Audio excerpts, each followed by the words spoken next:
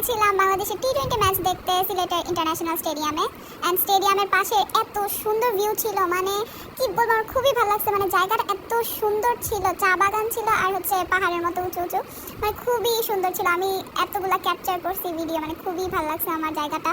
যা যাইতে চান তারা যাইতে পারেন চাইলে ওখানে। মানে গাছগুলো মানে খুবই সুন্দর লাগতেছিল দেখতে। তারপর আমরা এই যে পাহাড়টা বেয়ে বেয়ে উঠতেছিলাম, তারপর ওঠার পর এখানে ভিউটা খুবই অনেক ভালো লাগছিল। আমি তো এরকম করতেছিলাম।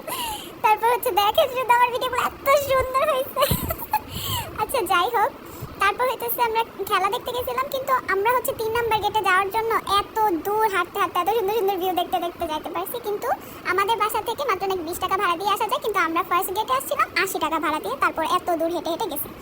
আর তারপর এই তো খেলার মাঠে চলে আসছি, খুবই ভালো লাগতেছিল দেখতে। এদিক দিয়ে আমি কোনো খেলাই বুঝি না, আমার ভাগিনা আমার যতটুকু বোঝাই দিয়েছিল আমি মানে মোটামুটি বুঝছি, কিন্তু মানে আমি খালি বারবার ওকে জিজ্ঞেস করতেছিলাম যে এটা কি ওইটা কি। আমি শুধু বুঝছি যে হ্যাঁ 6 আর 4 ঠিক আছে, আর আউট। আর তারপর আস্তে আস্তে আকাশের কালারটা এত চেঞ্জ হইতেছিল, আকাশের মানে আকাশটা এত সুন্দর হইতেছিল। Just look at the sky, মানে এত ডিফারেন্ট স্কাই আমি আসলে দেখি নাই, মানে এত সুন্দর খুবই। মানে আমি তো খালি ওই আকাশেরই ভিডিও নিতেছিলাম, এত ভালো লাগতেছিল।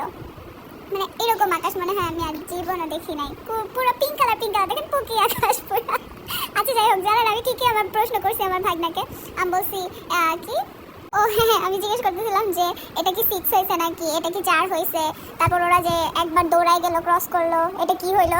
তারপর হচ্ছে কি জানি মানে কত ওভার, এটা ওভার মানে কি, তারপর এরকম করতেছে কেন, ওইরকম করতেছে কেন, তারপর এখন আউট হলো না কেন, হাতে যে ধরছে বলটা আউট হলো না কেন।